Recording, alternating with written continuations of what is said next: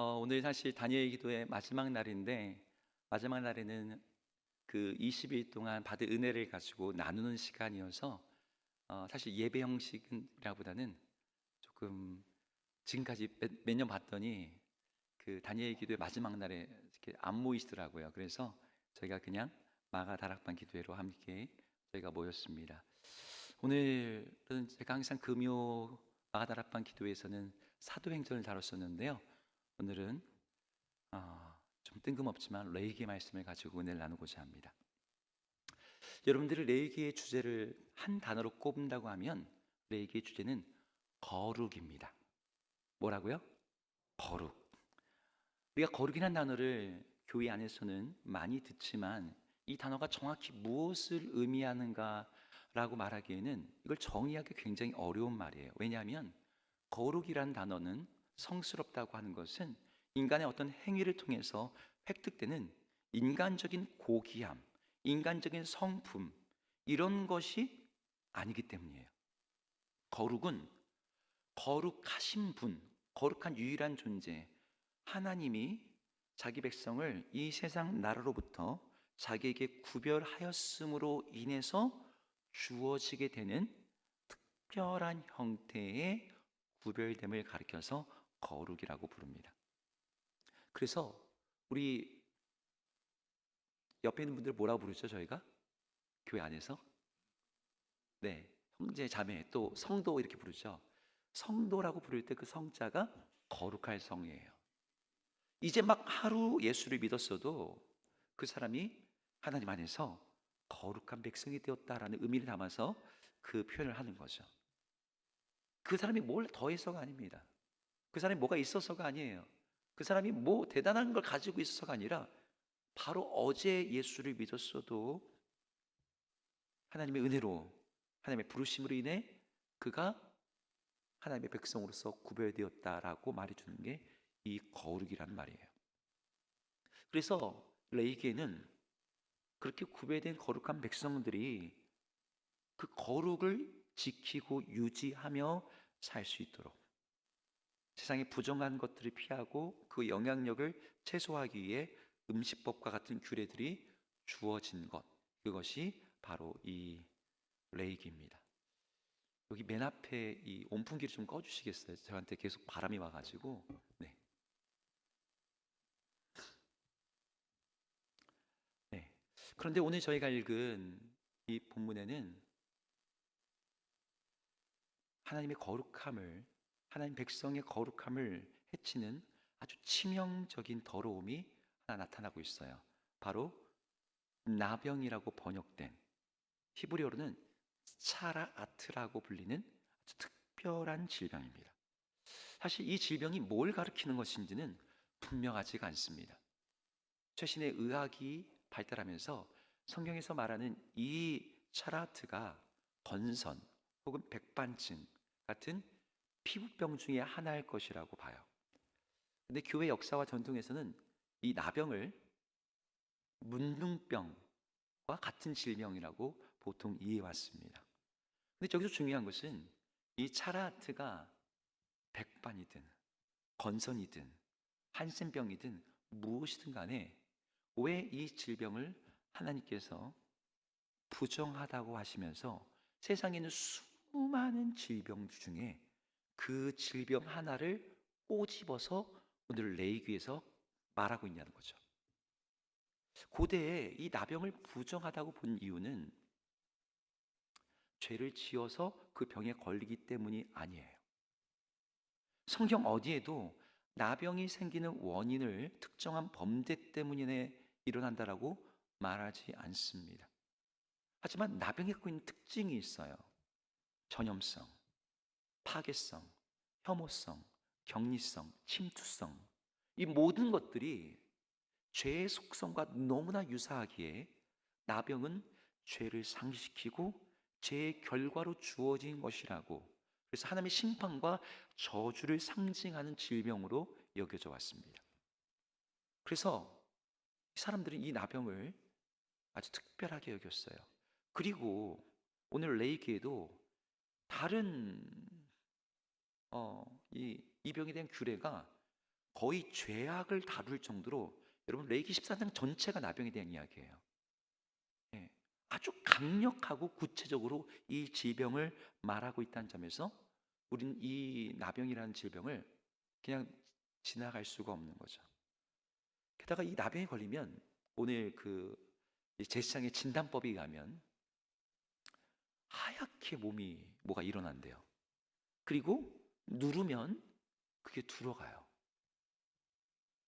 생살에서 나와서 피가 흘려집니다. 여러분, 이런 모습은 시체를 연상시켜요. 시체는 피부에 탄력성이 없잖아요. 누르면 들어갑니다. 핏기가 사라지고 하얘지죠. 그러니까 이 나병은 죄의 결과로 주어지는 저주, 죽음 그 자체를 살아 있으면서 몸에 가지고 있음을 연상시키고 그런 상징성을 가지고 있던 거죠. 그래서 이스라엘 백성들은 이 나병에 걸린 사람들을 마치 방사능 오염을 일으키는 그러한 존재인 것처럼 그 사람을 아주 격리시키고 멀리 여겼습니다. 이런 부정한 이 질병에 대해서 오늘 레위기 13장 전체에 걸쳐서 아주 자세하게 내용을 기록하고 있는데, 이 사람들이 어떤 종류든 피부병이 걸린 사람들은 제사장에 와서 제사장에 자기의 몸을 보이라고 오늘 명령하고 있어요. 그래서 환부를 진찰한 다음에 제사장이 그 병이 나병에 해당하는지 아닌지를 판별하라고 하는 거죠. 만약에 제사장이 이렇게 판별을 했을 때 이 사람이 나병이 아닙니다, 그냥 부스럼이에요 라고 판정이 나면 아주 좋은 일입니다. 그 사람은 이제 두려움, 걱정을 내려놓고 다시 일상으로 돌아갈 수가 있어요. 이제는 그가 누굴 찾아가면 돼요? 의사를 찾아가든지, 그에 가서 처방을 받고 치료를 받으면 돼요. 근데 제사장이 보는데 근심의 눈초리로 보게 되는 거죠. 일주일만 더 지켜봅시다. 다시 일주일 있다 보자 그래요. 일주일 있다 가는데도 심상치 않아. 다시 일주일 봅시다. 그렇게 몇 번에 걸쳐서 보다가 진찰할 때 이 사람은 나병이다 라고 확진을 받게 되면 이 사람의 운명은 송두리째 바뀌게 됩니다. 어떻게 바뀔까요? 이 사람은 더 이상 다른 사람들과 살 수가 없어요. 가족들과 함께 할 수가 없습니다. 사랑하는 남편, 사랑하는 아내, 부모, 자녀들과 생이별을 해야 돼요. 그들이 원래 살았던, 밀과 보리를 심었던, 올리브와 포도가 자라던 과수원이 있는 그 기쁨의 풍요로운 땅이 아니라 아무것도 자라지 않는 광야와 산악지대와 외딴 곳으로 그들은 추방되어야 됐습니다. 그래도 살아야 되니까 먹을 것을 구하려고, 물품을 교환하려고, 내가 아직 살아있다는 것을 보여주기 위해서 시장이나 마을가에 되게 되면 자주도 못 와요. 나오게 되면 어떻게 해야 될까요? 그들은 손으로 이렇게 해야 됩니다. 윗입술을 가려야 돼요. 마치 마스크처럼. 그러면서 외쳐야 됩니다. 부정하다, 부정하다, 부정하다. 왜 이렇게 하는 거예요? 나는 부정한 사람이고 나병에 걸린 사람이고 저주받은 사람이니 내 주변에 오지 말라고. 나에게 와서 이 질병이 감염되지 않도록 경고하고 외치는 일을 해야 됐던 겁니다. 제가 오늘 이 본문을 가지고 여러분들하고 나누고 싶은 핵심은 나병이 얼마나 심각한 질병인지, 나병에 걸린 사람 뭘 해야 되는지, 이게 아니라 오늘 제사장이 하고 있는 그 역할 하나예요. 우리 한번 이 구절 다시 한번 읽어볼까요? 오늘 본문 구절인데요, 13장 8절 다시 한 번만 같이 읽어보겠습니다. 화면에 준비되어 있을까요? 네, 같이 읽겠습니다. 시작. 제사장은 진찰할지니 그 병이 피부에 퍼졌으면 그를 부정하다 할지니라. 이는 나병임이니라. 여기 보니까 제사장이 진찰을 한대요. 여러분, 피부병에 걸린 사람들이 제사장에 나오는 것은요, 그 피부병을 치료하기 위해서 나오는 게 아니에요. 제사장도 자기를 찾은 그 사람을 고치기 위해서 치료 목적으로 진찰하는 것이 아닙니다. 제장이 하는 역할은 딱 하나예요. 이 사람이 단순한 피부병인지 아니면 나병인지, 그래서 치료할 수 있는 질병인지 아니면 부정한 자인지를 확인하고 규정하기 위해서 진찰을 하는 거예요. 나병으로 의심된 사람들은 이때 제사장을 환자로서 의사를 찾아가는 게 아니라 나병이 발병해서 더럽혀진 부정한 사람으로서 나를 정결하다고 판정해 줄 수 있는 권위를 가지고 있는 그 한 사람 제사장을 찾아 나선 거죠. 그러니까 여기에 나타나는 제사장의 역할은 치료가 아니라 진단입니다. 이때 제사장이 누군가에게 나병이라고 진단하면 이 사람은 어떻게 되는 거냐면 이 사람은 치료할 수 없다는 거예요. 고칠 수 없다는 거예요. 정상적인 사회생활이 불가능하다는 거예요. 여기서 제사장이 하는 역할은 뭐예요? 딱 하나예요. 진단. 그 심각성을, 그 부정함을 진단하는 거예요. 여러분, 제사장이 나병을 판정하는 건 쉬운 일이 아니에요. 그 나병이 복잡한 질병이어서가 아니라 그 나병이라는 판단을 내렸을 때 그 사람이 짊어지게 될 어마어마한 삶의 무게로 인해서 어떤 제사장도 나병입니다라고 쉽게 말할 수가 없는 거죠. 나병이라고 말하는 순간 그 사람은 자기의 땅, 자기의 집, 자기 고향 떠나야 돼요. 일상적인 관계, 일상적인 직업, 일상적인 삶을 살 수가 없습니다. 나병이라고 말하는 것은 당신은 죽었습니다 라고 판정하는 거랑 똑같은 거예요. 이게 오늘 하나님이 제사장에게 명령하신 나병에 대한 규례였어요. 어떤 규례예요? 나병 환자에게 나병이라고 말하는 거예요. 감춰진 피부의 꺼풀 속에 박혀져 있는 그 나병의 뿌리를 드러내는 것, 그것이 그 사람의 인생에 어떠한 무거운 결과를 가져온다 할지라도 그걸 말하라. 그게 너의 역할이다. 결혼을 앞두고 있는 처녀든, 단출하지만 가정을 꾸리고 있는 가장이든, 심지어 보좌에 앉아있던 왕일지라도 제사장은 그걸 선포해야 됐어요. 당신은 나병입니다. 당신은 불치병입니다. 당신은 부정합니다. 당신은 더 이상 이스라엘 가운데 머물 수 없습니다. 당신은 추방입니다. 당신은 절망 속에 있습니다. 그럼 여기서 질문이에요. 왜 하나님은 제사장으로 하여금 이 나병을 진단하고 선언하게 하셨을까요? 그냥 나병이면 제사장이 큰일 났네, 당신 나병이에요, 제가 말해줄 테니까 모르게 덮어주고 이 사람 어디에 숨겨주고 이래도 될 것 같은데, 제사장은요 나병인 것을 그 사람에게 선포할 뿐만 아니라 동네 반대 다 얘기를 해야 돼요. 더 근본적인 질문이 있죠. 하나님 왜 이런 나병을 이스라엘 백성들 가운데 생기게 만드시냐는 거예요. 왜 제가 이 질문한 줄 아시겠죠? 오늘 지금 우리가 이거 레위기인데, 레위기는 지금 광야에서 주어진 성경이에요. 이스라엘 백성들이 이집트에서 하나님께서 그들을 구원해 내실 때 애굽에 보내셨던 여러 질병과 전염병으로부터 그들을 보호하시겠다라고 약속을 하셨거든요. 애굽을 초토화시켰던 많은 질병들이 있었어요. 전염병들이 있었어요. 하나님은 거기서 능히 자기 백성들을 보호할 수 있는 분이었죠. 그런데 왜 하나님은 나병은 감염되게 하시냐는 거예요. 왜 나병으로부터는 지켜주지 않냐는 거죠. 그것도 하나님의 거룩한 백성이라고 불리는 이스라엘 백성, 자기들의 백성에게 죽음을 몸에 지니고 있는 것 같은, 세상의 어느 나라 사람들도 가장 부정하게 여기는 그 부정함의 대명사 같은 나병을 발병하도록 놔두시냐는 거예요. 여러분, 레위기를 비롯해서 성경 어디에도요 나병에 대한 예방법이 나오지 않아요. 나병 안 걸리려면 피부 관리 이렇게 해야 돼 라는 내용이 없어요.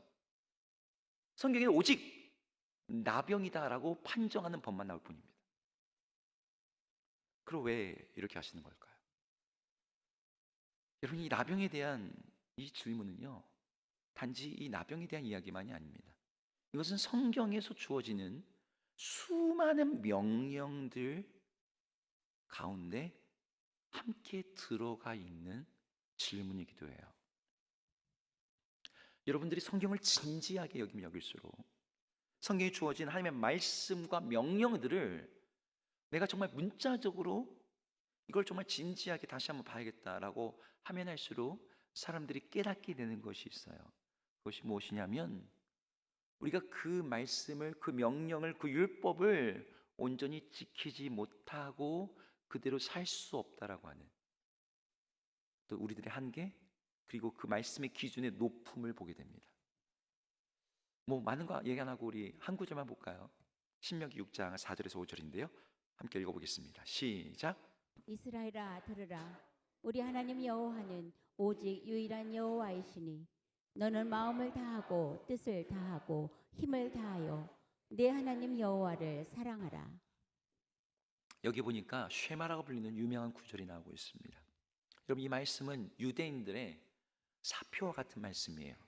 너무나 소중히 여겨서 그들은 이 말씀을 기록한 종이를 여기 이마에다가 함을 만들고 거기다 그걸 집어넣고 다닙니다.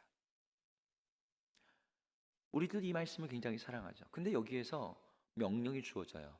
여호와를 사랑하라. 어떻게 사랑하래요? 마음을 다하고 뜻을 다하고 힘을 다해서. 예수님이 이 말씀을 여기다 하나 더 하시죠. 내 목숨을 다하여. 여기 사랑하라는 이것이 명령형으로 주어지는 거예요. 사랑했으면 좋겠다? 사랑하길 바란다? 사랑할 수 있을까? 이러는 게 아니에요. 제안이나 바람이 아니라 분명한 어조로 단호하게 주어진 명령입니다. 그런데 여러분, 이 말씀에 순종하는 게 어떻습니까? 이스라엘 백성들이 모세가 전하는 이 말을 들을 때 거기는 모든 백성들이 아멘 했지만 그렇게 사는 것이 얼마나 어려운 것인지 그들은 그들의 삶에서, 그들의 세대에서 모두가 경험했어요. 여러분, 이스라엘 시대가 가장 영적으로 깨어있던, 이스라엘 역사 속에서 깨어있던 시대가 어느 시대입니까? 다윗 시대예요. 하나님의 온전한 백성으로 구별됐고 하나님에 대한 정말 예배가 살아나던, 다윗 장막이 펼쳐졌던 그때 하나님의 마음에 합한 이 다윗이라고 하는 위대한 인물조차도 실패했어요. 사랑이 식어서입니까? 사랑하기가 싫어서였겠습니까? 아니죠. 우리는 그들이 왜 실패했는지를 알아요. 우리도 실패하고 있으니까. 내 뜻과 내 의지를 하나님께 온전히 사랑하는데 전심과 전력을 다 하려고 해도 남들 보기에는 저분처럼 주님 사랑하는 사람이 있을까? 저분처럼 주님을 저렇게 깊이 사모하는 분이 있을까? 라고 생각되는 분이 있어 보여도 본인이 알아요. 하나님의 기준에 못 미친다는 거. 주님께서 내게 베푸신 그 사랑에 내가 나의 전심과 나의 마음과 나의 뜻을 다해서 그분 사랑한다? 그냥 모자란 정도가 아니라 내가 턱없이 모자라는 걸 아는 거죠. 여러분, 이런 명령 하나에도 우리는 절망하게 돼요. 하나님 앞에서 그 말씀에 실패할 수밖에 없는 우리를 보게 되는 거죠. 여러분, 나병의 진단을 받은 사람은 그 진단 앞에 절망하게 됩니다. 고칠 수 있는 방법이 없거든요. 그런데 나병만 그렇습니까? 하나님의 말씀을 지키라는 명령 앞에 있는 모든 사람들이 똑같은 절망감을 느끼는 게 마땅해요. 왜요? 우리가 그게 안 되니까요.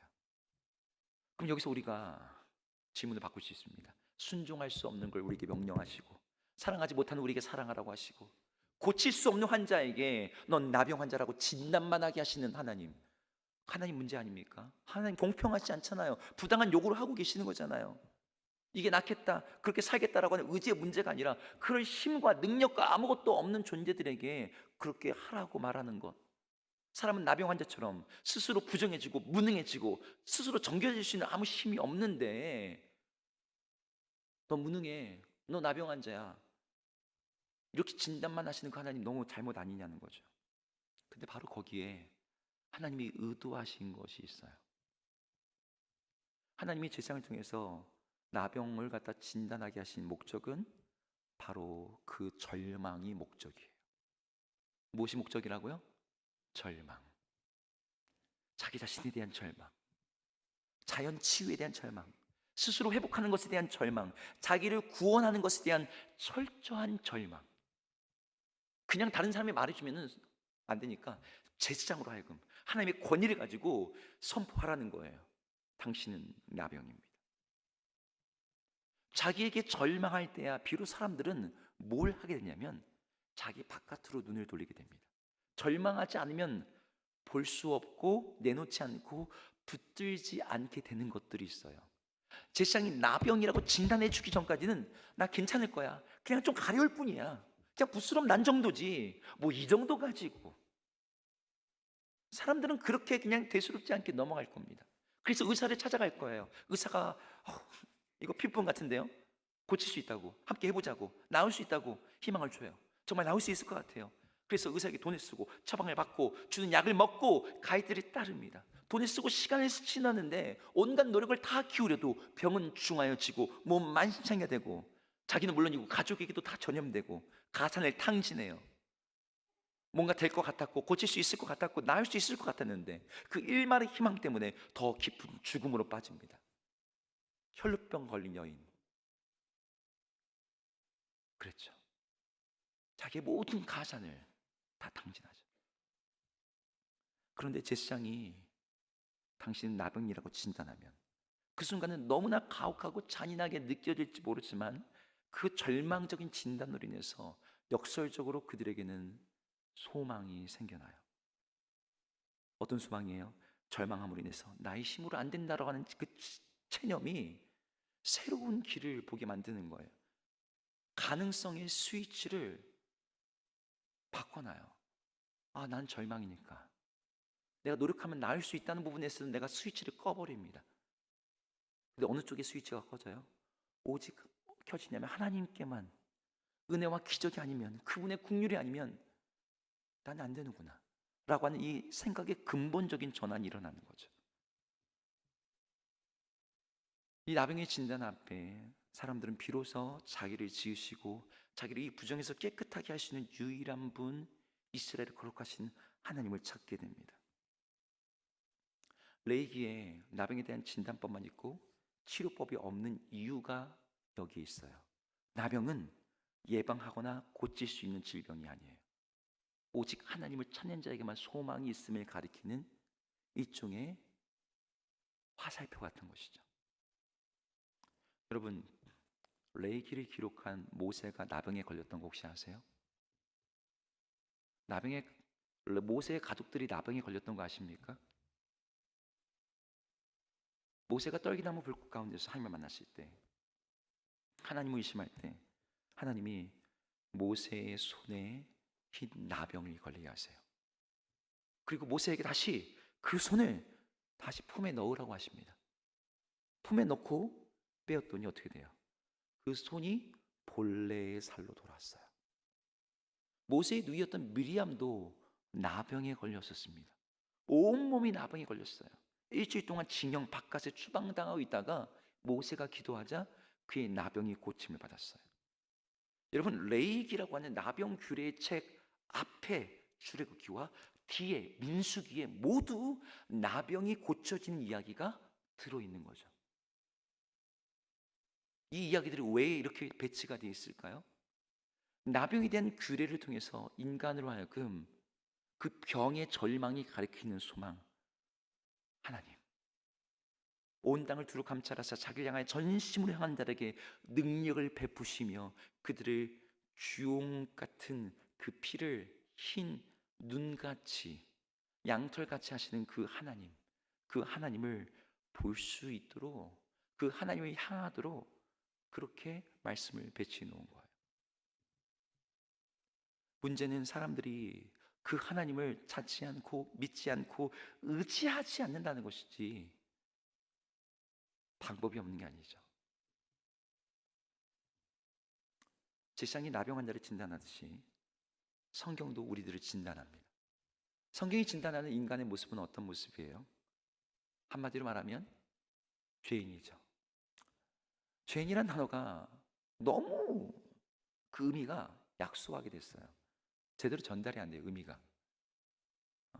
성경에서 그래서 다른 단어를 씁니다. 진노의 자녀, 불의의 자식, 여러 단어를 가지고 얘기를 해요. 사람들은요, 성경의 진단 앞에 서기 전까지는 스스로를 굉장히 도덕적이고 괜찮은 관점으로 봅니다. 내가 완벽하다고 생각하는 건 아니지만, 나에게 도덕적 결함이 있다는 걸 인정하지만, 그래도 난 괜찮은 사람이고 난 인생을 나쁘지 않게 살고 있고 누가 볼 때 서로서로 좋은 사람이라고 생각을 해요.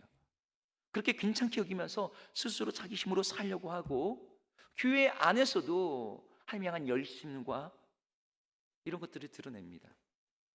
이런 관점에서 세상에 있는 많은 사람들이 휴머니즘을 이야기하면서 우린 더 나은 세상을 만들 수 있어요 라고 외치면서 노력해요. 근데 성경에서 보는 관점은 그렇게 얘기를 하지 않습니다. 하나님의 관점으로 우리에게 얘기하세요. 하나님과 분리된 우리들은 모두가 죽어있는 존재, 살아있지만 시체와 같은 존재, 이미 우리 몸에 나병이 발병되어서 피부가 움푹하게 들어가고 온몸이 하얗게 되고 있는 그런 존재라고 말하는 거예요. 여러분, 죄인이라는 단어는요, 그 사람이 도덕적으로 문제가 있다는 뜻이 아니에요. 애초에 우리를 지으신 하나님의 의도와 뜻에서부터 무언가 빗나가 있다라고 말하는 겁니다. 그 사람은요, 남들 보기에는 굉장히 풍요롭고 행복하고 고결한 삶을 사는 것처럼 보일 수 있어요. 하지만 그 사람은 여전히 죄 아래 있고 영원한 죽음과 심판 아래 놓이게 있으며, 그 사람은 스스로 그 문제를 해결할 수 있는 길이 없습니다. 나병 환자에 따라서 그 상황과 처지가 다르듯이, 그 나병의 질환에 그 병환이 더 깊은 사람도 있고 더 얕은 사람이 있듯이, 모두가 나병 환자지만 차이가 있을 뿐이지 나병 환자가 아닌 게 아닌 거죠. 그런 인간을 갖다가 온전히 진단해 줄 수 있는 것이 하나님의 말씀입니다. 그 말씀은 우리에게 끊임없이 우리로 하여금 절망하게 만들어요. 야, 네가 하나님의 기준에 맞출 수 있니? 네가 하나님의 영광을 이룰 수 있니? 하나님의 영원에 다다를 수 있니? 네가 그 나라에 들어가기 합당하니? 하나님의 의를 만족시킬 수 있니? 네가 그분의 목적에 합당한 삶을 살고 있니? 안 되는 거예요. 그러면 성경에서 말하는 그런 게 너무 추상적으로 느껴지시면, 여러분들이 지금 느끼는 절망이 어떤 건가요? 나의 재정 상황이 절망일 수도 있고, 여러분이 몸으로 느끼고 있는 어떤 뿌리 깊은 병일 수도 있고, 바뀌지 않는 가족의 문제, 남편, 아내, 혹은 미래가 없는 인생, 그게 뭐든 간에 여러분 인생에 절망감을 주는 것들이 있을 수 있어요. 근데 그것들을 통해서 하나님이 우리에게 주시고자 하는 메시지는 동일합니다. 네 안에는 소망이 없어. 네 안에는 답이 없어. 여러분, 죄인이라고 하는 이 절망적인 단어를 우리가 붙일 때, 우리는 성경이 말하는 위대한 소식 복음을 비로소 듣게 됩니다. 하나님이 죄인을 구원하신다라는 위대한 말씀. 죄인인 우리가 어떻게 우리의 죄된 본질을 바꿀 수가 있습니까? 우리는 바꿀 수가 없죠. 부정한 나병에 걸린 사람이 매일 비누로 씻고 자외선 안 쬐고 피부 관리 잘한다고 해서 나병이 고쳐지는 것이 아니에요. 하지만 그런 우리의 상황을 하나님 앞에 인정하고 하나님께 나아갈 때, 하나님께서 그들에게 소망이 되신다는 것을 성경이 이야기해요. 하나님께서 그 일을 어떻게 이루십니까? 우리의 대제사장 되신 하나님의 아들 예수 그리스도께서 우리를 고치신대요. 우리를 온전하게 하신대요.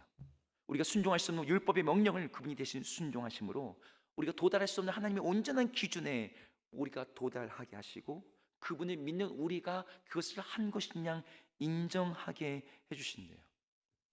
제가 복음을 여기서 여러분에게 더 자세하게 설명할 필요도 없다 생각합니다.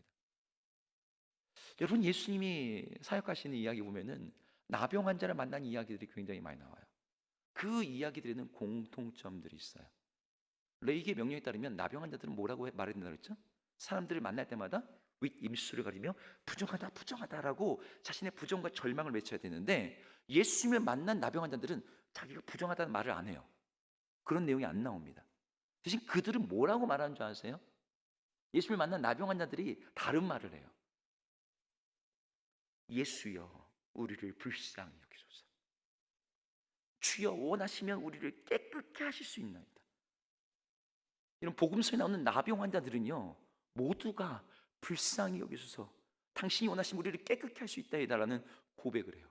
그리고 그들에게 하나님만이 할 수 있는 놀라운 기적이 일어납니다.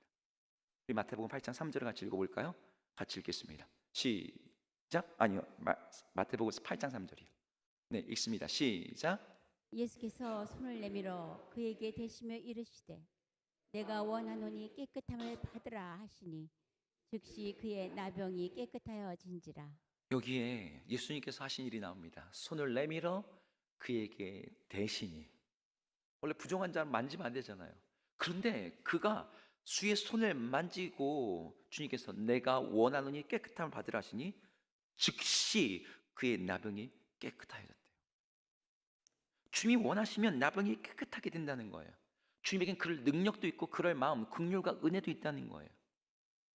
여러분, 부정하다고 절망을 외쳐야 되는 자들이 그 부정함에 절망하는 것을 넘어서 그 절망이 가리키는 우리의 소망의 주 하나님, 그리고 그 하나님의 능력으로 이 땅에 오신 예수 그리스도를 바라보며 그분께 구하고 그분을 붙잡을 때 우리에게 일어날 그 변화를 복음서가 우리에게 보여주는 거죠.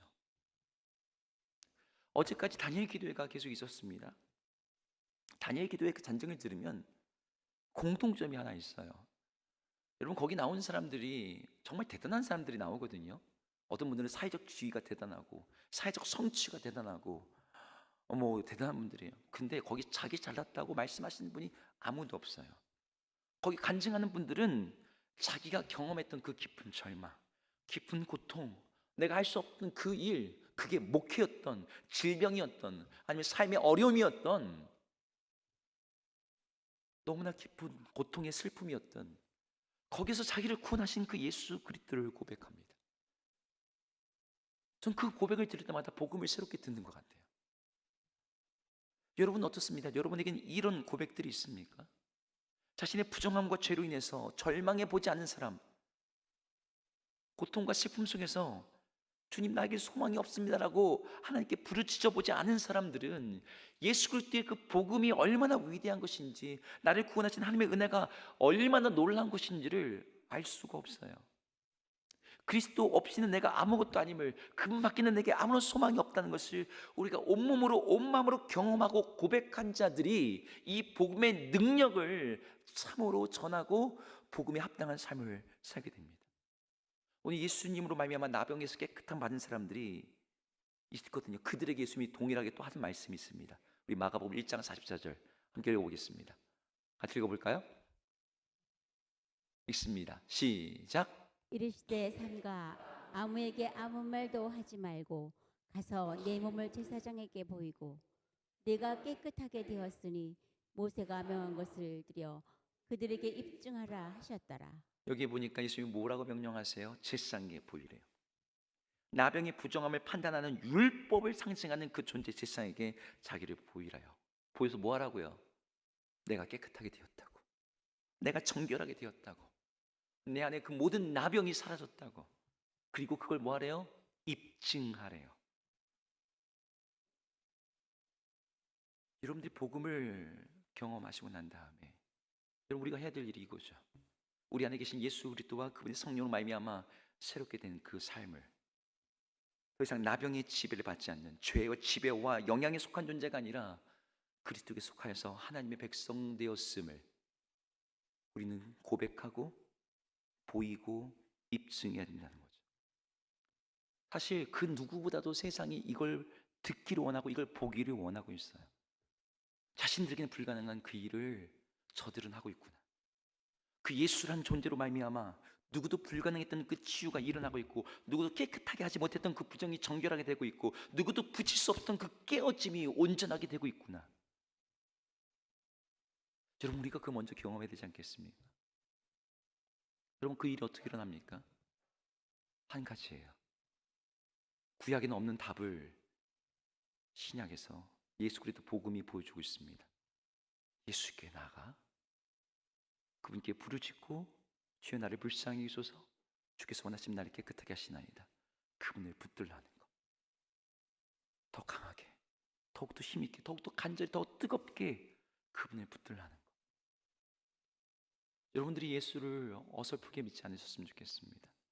어설프게 한 달이 거치고서 예수님을 의지하지 않았으면 좋겠어요. 예수님께 전적으로 그분께 붙들리고 그분 안에서 그분이 주시는 그 정결함과 깨끗함과 온전함을 누리셨으면 좋겠어요. 여러분, 그 일을 위해서 우리에게 필요한 게 뭐냐면요, 내가 과거에 그리스도 바깥에 있을 때 어떤 존재인지를 기억하는 거예요.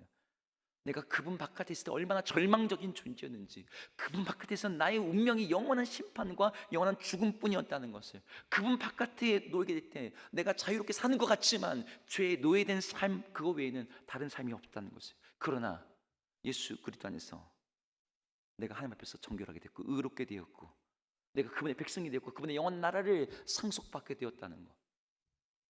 여러분, 이것에 이 선명한 차이를 아는 자들은 예수 그리스도를 붙들어요. 그분 안에 있기 위해서, 그분과 연결되기 위해서 나의 모든 노력과 에너지와 시간을 씁니다. 그분이 생명이고 그분이 치유이고 그분이 소망인 것을 아는 자들이 그분에게서만 위로를 받기를 원해요.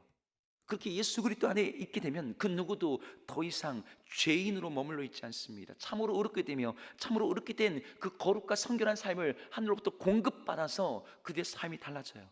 우리가 예수를 믿고 나서도 여전히 범죄할 수는 있습니다. 그러나 그 죄가 우리에게 너는 죄인이야, 그러니까 계속 죄를 짓지라고 하는 말에 우리는 더 이상 속지 않게 돼요. 아니, 나는 주 안에서 의롭게 되었어. 그리스도께서 나의 모든 죄를 해결하셨어. 나에게 여전히 나병의 잔재가 남아있을지라도 주님께서 나를 고치셨고 나를 만지셨기에 나는 치유되었고 나는 정결되었어. 나병의 흔적이 내가 나병 환자라고 말하는 건 아니야. 하나님 자녀의 정체성을 가지고, 의인의 정체성을 가지고 죄와 싸우면서 거룩하고 성결하게 살 수 있는 끝없는 힘과 능력을 우리 주님께 공급받게 되는 거죠. 우리에게 정말 필요한 것은요, 어설프게 자기 열심과 위로와 노력을 가지고 하는, 그렇게 자기 구원을 말하는 가짜 약의 플라시보 효과가 아닙니다. 여러분, 신앙생활하면서 잠깐 뜨거워져서 하는 그런 종교적 열심이 아니라, 정말 우리에게 필요한 것은 우리 병든 내면과 썩은 심령을 덕지덕지 발라주는 어떤 그런 화장품 같은 게 아니라, 여러분, 이건 우리의 내면의 그 고통과 깨어짐을 메이크업 해줄 수가 없어요.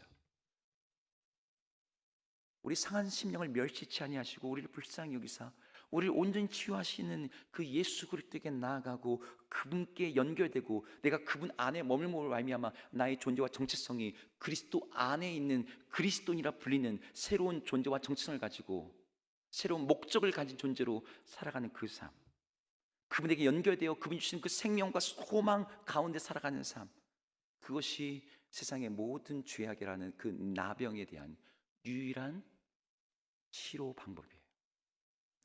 이곳에 함께 예배하는 모든 분들이 열방의 소망이 되신 그 예수 그리스도로 말미암아 우리를 치료하신 그 하나님의 은혜, 우리를 정결하고 의롭게 하시는 그분에게 더욱더 붙어 있고 그분에게 접속되어 있고 그분에게 연결되어 있고 그분 안에 거하심으로 그분이 우리에게 주시는 그 생명과 온전함과 풍성함과 사랑과 은혜를 참으로 경험하시면서 이 땅 가운데 우리 주의 치유와 구원을 드러내시는 모두가 되기를 주의 이름으로 축복합니다.